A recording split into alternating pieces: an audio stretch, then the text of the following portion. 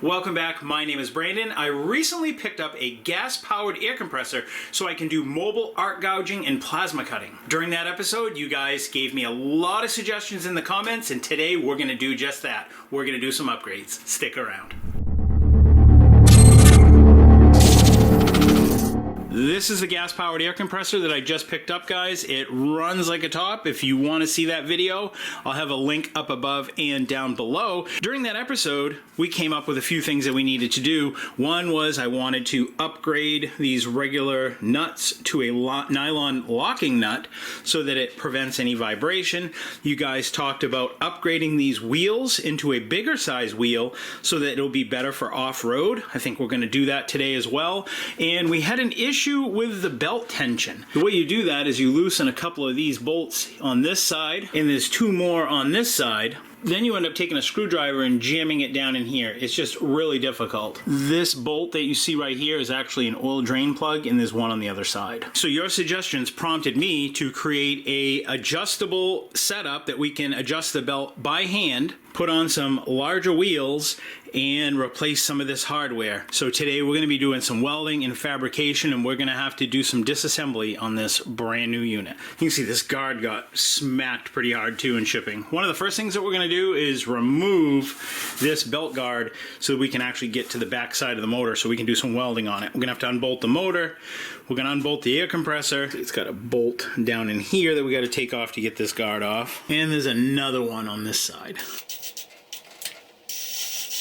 Well, that wasn't even tight. That's going to need at least some Loctite on it or something. Okay, now to take off this.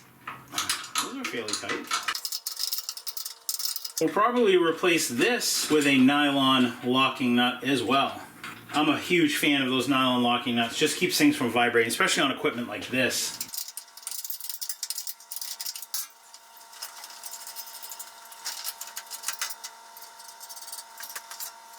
If you look at the space here between the edge of the motor and that slot, and then the edge of the motor and that slot over there, it's a lot bigger over there than over here, just because there's nothing to like tension it. You're kind of like wrestling with it when you're trying to tension this down, hold it with a screwdriver, and then snug down one of these nuts right here so that you can keep tension on this belt. We're going to make an adjuster today. We're going to end up having to clean up some of this frame. We're going to weld onto this machine and create an adjuster that we can just tighten by hand to thread the motor in and out. Because the belt tension on this was problematic by not having the proper belt tension. I was kind of surprised to see this belt just have one driving this compressor. But look at the pulley on the motor. It's a 2-pulley system. So if I have issues with longevity of these belts lasting, I may see if I can find a pulley for this side of the compressor that has two provisions to allow another belt to go on this. So that's kind of handy. At least it's all set on the motor side. I pulled out one of these existing bolts, and these are stainless steel, surprisingly enough, and just picked up some nylon locking nuts. So we're going to reuse the same bolts that it came with. We're just going to replace the nut to something that won't vibrate loose. So let's get this motor hardware loosened up.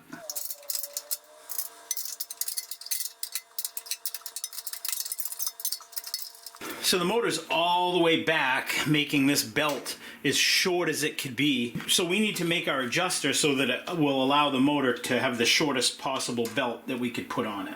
So to be able to do this, I'm going to use a rod coupling. I'm going to have to weld a plate onto this frame here. Then I'm going to weld a rod coupling to that plate. Then I'm going to take a piece of threaded rod, and I'm going to weld a nut on one side so it doesn't spin. That's what's going to press against the motor to create the pressure to push the motor forward to tension the belt.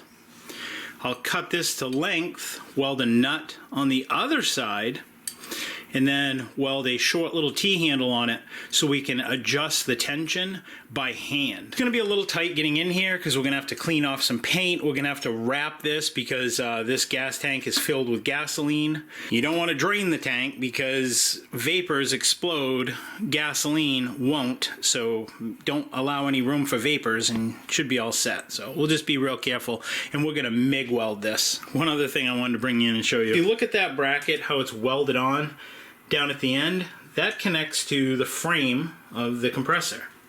Well, if you look at this side, that's not a 90-degree bend. That's not a 90-degree. That needs to be. You can see it's just got a couple crappy welds there. So we're going to fix that. That's one of the reasons why this guard was kind of sitting at an angle to the compressor. Maybe this doesn't need 2 belts. This thing turns pretty easy. There's like not a whole lot of resistance. Those are pretty small pistons, so we're probably all set not having this be a 2-belt system. It probably really only needs 1 belt. So after looking at this for a few minutes, I think the way I want to do this is put a little piece on top, just like this, that goes all the way across. That way, if I do need to pry on the motor a little bit, I have a little lip here that'll help me pry against. Ideally, I want that rod coupling in line with this motor mount bolt to push the motor back, because you got to remember there's going to be tension here, so you want it kind of closer to the outside. But if I pull it too close to the outside, I won't be able to weld on a little short T-handle. It's going to end up hitting this side of the motor. So we'll probably end up sliding that inboard just a little bit and welding that on. But I think that's how we're going to go about it. So that way we can get some weld across here. Then we'll get some weld on this side on the inside, and then we'll have a T-handle out here that we can spin to push the motor back. I think that's a simple but effective way of doing it. So the next thing we got to do is get this motor moved out of the way and grind down some of this material so that we can weld this on. I'm wondering why they went with stainless steel hardware on this. That just seems kind of odd to me, because a lot of times if you're using stainless steel hardware, in my experience, if you don't put a anti-seizing compound on it and you go to tighten them up, a lot of times they'll gall themselves right together. And if you're not familiar with that, is what happens is that putting 2 pieces of stainless together, threading them, just the friction of threading them together will actually cause them to weld together. And generally you can't get them apart. The fastener will break before you can unscrew them. Weird as that sounds, yeah, that's what happens. But I'm really surprised they put stainless hardware in something like this that really doesn't need to be stainless. I'd rather have them used like even a grade 8 or 5 hardware, which is going to be less than stainless steel, and do what we're doing here and use a nylon locking nut. But it is what it is, and now the motor is free, because this is set up so that when it gets up to pressure, it goes back to idle. This little, I don't know if you can see this cable right here, it's a solenoid. It kicks the idle back down to idle. And then when the compressor gets drawn down of its air and it reaches a certain pressure or certain, PSI of air, it kicks this solenoid back in, fires the motor up to a, full idle, full rev, and then it builds air, and then it just completes that cycle, so that your motor is not sitting there just revving full bore all day when it doesn't need to be, if it's already topped off with air. Set this down. It's not too heavy. So again, like I said, I'm going to take off the original hardware, take off the lock washer, discard that, discard the regular nut, keep the flat washer, put the flat washer on the bottom of the bolt, put it back up through the hole, use one of these serrated washers, and use our nylon locking nut. There we go. And we'll just tighten it down like usual.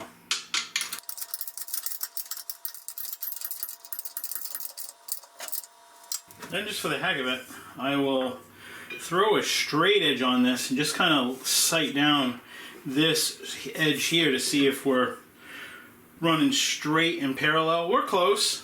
Looks like it's got to go that way on that side with the motor a little bit. I want to try to make sure that these pulleys are lined up really nice when I put all this back together, so that it'll, the longevity of the belt will last longer. It will have a tendency to not want to slip and flap around. Some of you guys commented in the comment section that it looked like the belt was flapping around a lot, and it did appear that way to me as well. And I'm hoping by aligning the belt up really well, that'll help fix that problem. So I'm going to go around and just replace all of this hardware with the nylon locking nuts like I just showed you, and we'll come back when I get it all done and we'll get this pump squared up a little bit. Now I'm just going to do a quick check from the inside of this pulley.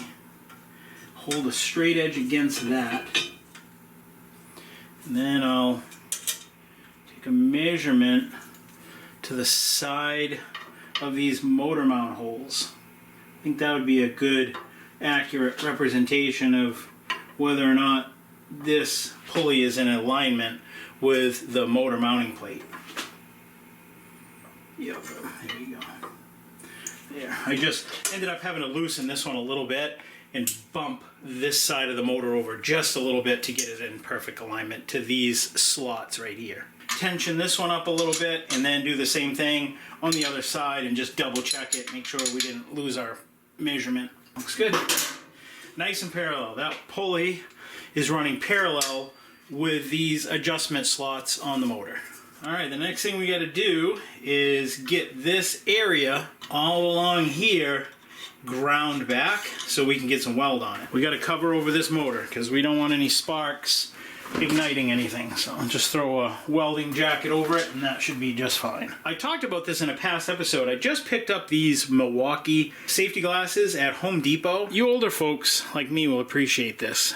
In the bottom of it, they have a set of readers built in to the bottom. I don't know if you can see that, but they're super handy. So for you older folks like me, that your vision isn't quite exactly what it used to be, those are super nice because you can see up close and detailed for your work. We're going to want to grind to pretty much almost that in line with that.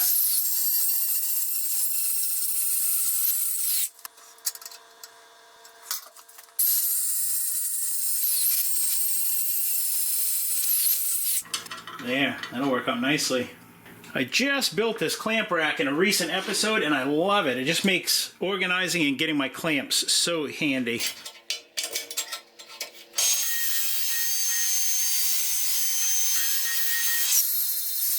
So that's going to go on something like that. Put that nice little radius on that edge over there so kind of keeps with the theme of everything else around it. So let's get that rod coupling all ground down and clean because it might have some zinc coating on it. So we're going to want to do that side and that side.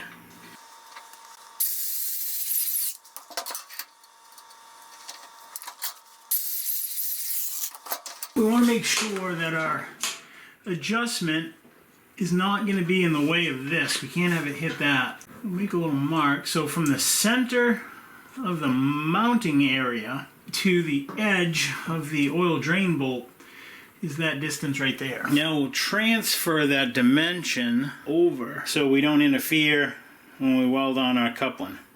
Then we'll also extend it with black over the ground area. So we know this rod coupling can't be in line with that, or we don't want it to be. We want it to be closer to the drain bolt area so that way we can put a T-handle on this to spin it, to tighten it. That's right where we want it, right about there. Let's weld this nut to this piece of material here. I'm also going to thread this rod through this rod coupling, which is going to do a couple things. It's going to give me a better way to secure this to this plate, but it's also going to prevent spatter from getting inside of this rod coupling and messing up the threads. Clamp it right there. There we go. Perfect. That worked great. To weld this up, I'm going to be using my Welder DP200, and I'm going to be giving one of these away to one lucky subscriber of this channel, but you got to go check out the video in the link down below. That'll have all the details of telling you what you need to do. Welder isn't affiliated with this. It's not part of them. They have nothing to do with this giveaway. It's something I'm doing on my own, just out of the kindness of my heart, because I appreciate the viewers of this channel, because this channel wouldn't be what it is if it wasn't for viewers like you watching and interacting with this channel. So I'm just going to quickly go down through all of these settings on this. It's super intuitive. This is kind of like an auto set feature, so we're on steel. We can select it and pick what type of process we want to do. With this machine, guys, when I ship this to you, it's going to be able to do everything. You can weld aluminum, you can weld steel, stainless, hook a spool gun to it, which you'd have to buy on your own, but you're going to have to buy your gas. But you're going to get this welder and all its accessories just as you would receive it shipped from Welder. There's no purchase necessary, none of that nonsense. So we'll back out of it. I'm using C25 gas, 30 thousandths, Lincoln wire, weld an 1/8 inch material. I'm in 2T trigger mode. I'm going through this quick because I discussed this in the other video as well. You can select MIG gun or spool gun. I'm on MIG. I've purged my gas. I'm running 15 CFH of C25 gas. This is a double pulse machine capable of single or double. I am not pulsing at all. This is the advanced menu that'll get you into pre-flow and post-flow and inductance. With this machine set up, I'm currently welding at 122 amps, 280 inch per minute, and I've added 0.2 volts to the underlying settings just to get a better bead profile for what I'm looking to do. All right, machine is super easy to set up.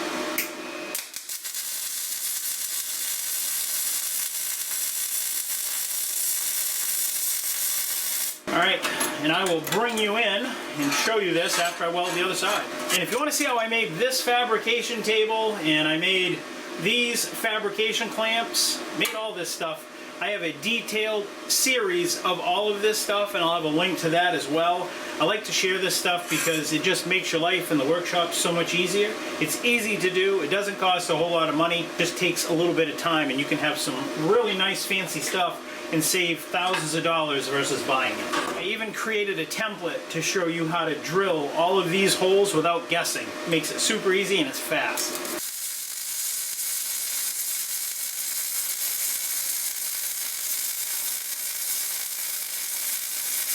In full disclosure, this is the first weld on a piece of scrap plate that I've ever welded with this machine.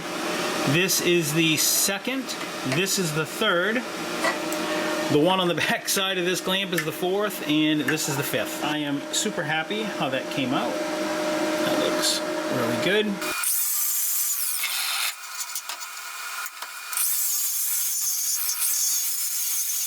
And that would be the weld on that side. This welds super smooth. That was the first thing I commented on when I set it up in that last video for the giveaway, is how smooth this welder works. I use this welder right here, that YWM 211. I think that's discontinued. I use that exclusively to weld aluminum. I don't do anything else with it other than just weld aluminum. I'm thinking that this machine is going to be my dedicated aluminum machine. I just need to try it out a little bit more, and you can, store tons of presets in the memory of this, and just the smooth arc is what has me thinking that it's going to work good welding aluminum. I haven't had a chance to do it yet, but I'm going to be doing it in some upcoming episodes, and I'll take you guys along with me and report back. But I think this very well may be my dedicated aluminum machine for MIG.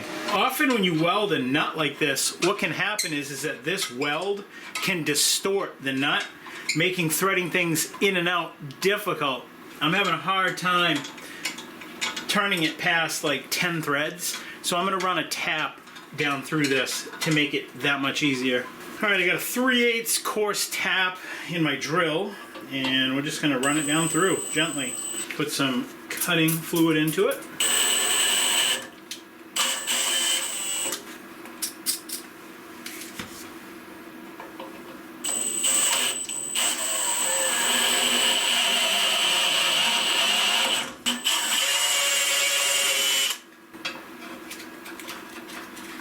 There we go. Smooth as butter now. That's what we wanted. We need to be able to push this motor all the way back to the end of its travel. So if this was welded on right here, this will allow that motor to push all the way out as far as these slots go. Alright, we got the rod cut to length. I think I'm going to put another rod coupling on this end. And the reason for that is just so I have a wider area, because it's so tight down in there that I have a wider area to move things around. I can get a wrench in there a lot easier. Be easier to just grab onto. Alright, so let's get this end welded on right here. Just going to brace it with my hand and hang on to it.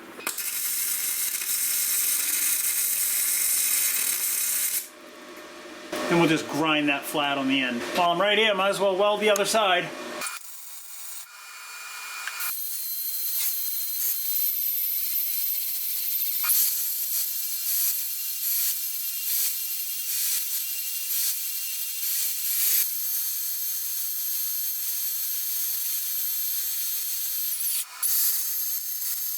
I just had a minor change of plans, guys. Originally, like I said, I was going to put a T-handle on the back side of this, but I changed my mind. I think what I'm going to do now is just leave it, because I might want to put a socket on the back of this. So, you know, years down the road, if this is left outside and it gets rained on and a little bit of rust gets built up in here, you're going to want to maybe put on a little bit of extra torque. And having this long shank from this coupling back here is going to allow us to put a socket on it. So what I've done in the meanwhile right now is I put some copper anti-seize on the threads, and I'm running it up and down just to, you know, get it all worked in before we get it on there. And then I've just kind of rounded off, as you can see, the end or this bolt here, just so it looks more like a, you know, push device versus, you know, just a nut welded on the end of it. I think it just kind of gives it a finished look, and then we can jam this nut up against that once we have the motor adjusted exactly how we want it.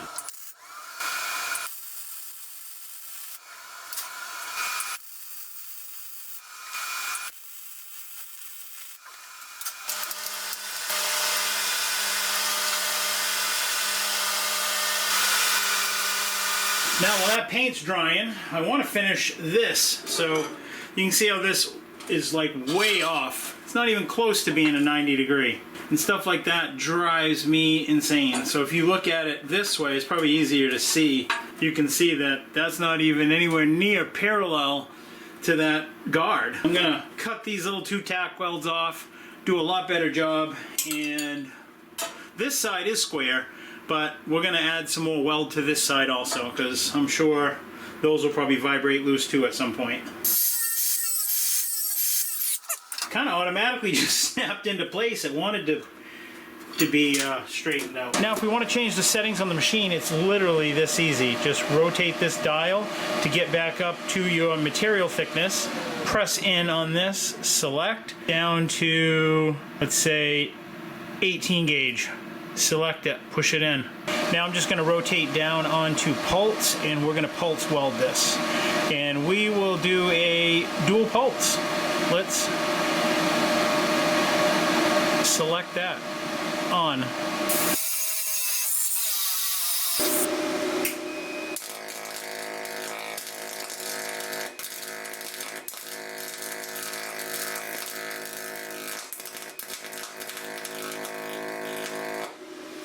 Wow, you could hear that pulsing in and out, but my metal isn't super clean, so it was sputtering and giving me some issues. As you can see how the material's catching fire. That's not too bad, guys. That was sheet metal. That's all this little tin cage is. It's just thin sheet metal, and that welded it up pretty impressively.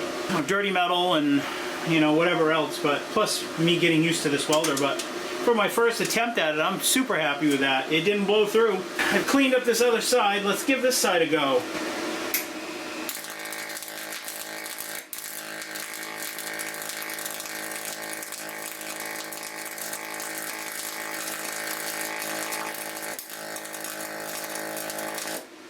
Wow.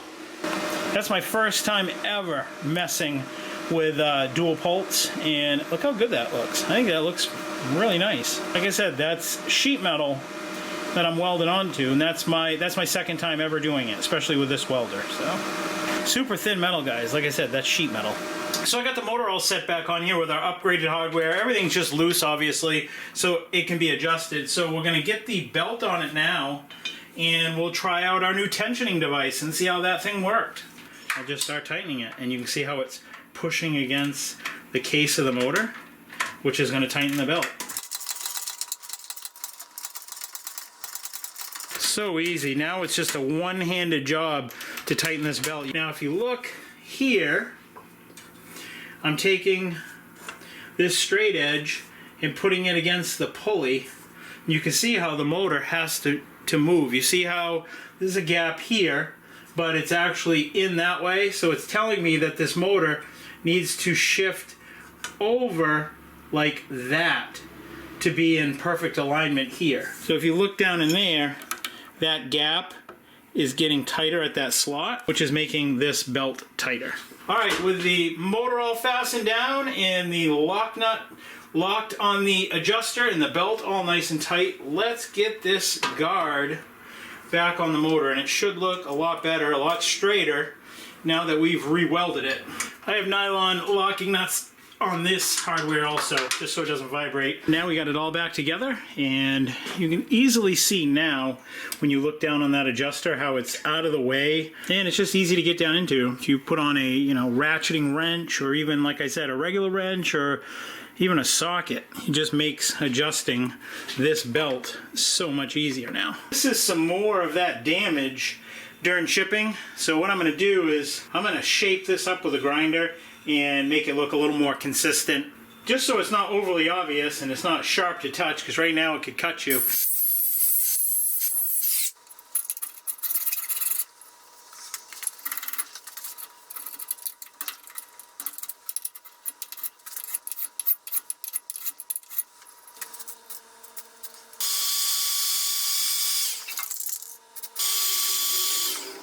There, now that edge doesn't look quite so ratty. You can add it up from the bottom. That's just a cooling fan is all that is. I picked up some larger wheels from Harbor Freight. These are actually 8 inches as opposed to the 5 that were on it, and these are each rated for 1,100 pounds. So these will last for many, many years. For your older folks, that's how we used to do it back in the day. High in the back, low in the front, but we can't leave it like that. I just wanted to show you. Now I'll show you how I'm putting these on. I'm gonna get a lot of flack in the comment section for what I'm about to do here, but let me show you. So this is what we got. So we pull this original wheel off, okay?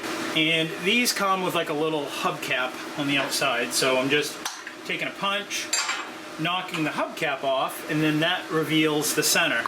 I think this is like a plastic is what it feels like. Like I said, these are rated for 1,100 pounds a piece. Now I'll show you where the issue is. Now if you look at this wheel, when it's all the way pushed back, there's no room for me to put that cotter pin through. The other option I could have would be drill a hole in this shaft and then thread it and put a bolt through with a washer to retain it. Well, I'm not doing that. I'm cleaning the end of this shaft and I'm putting a couple spot welds each on this washer and then throwing that hubcap back on it. Like I said, guys, this is a 1,100 pound rated wheel. They're made for outdoor use is what it says. Obviously, if it's yours, you can do it any way you want, but this is the way I'm choosing to do it because it's the most efficient way for me to go from this little dinky tire to something a little more off-road worthy that's going to be a little bit easier dragging it through the mud and dragging it through the snow and stuff like that. So I'm just going to wire brush the end of this shaft, throw a couple tacks on it, then put the hubcap back on.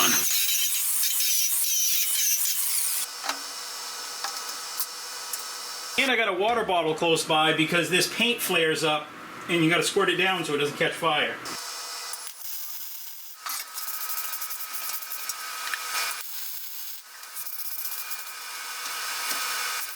That 100% is not going to come off there.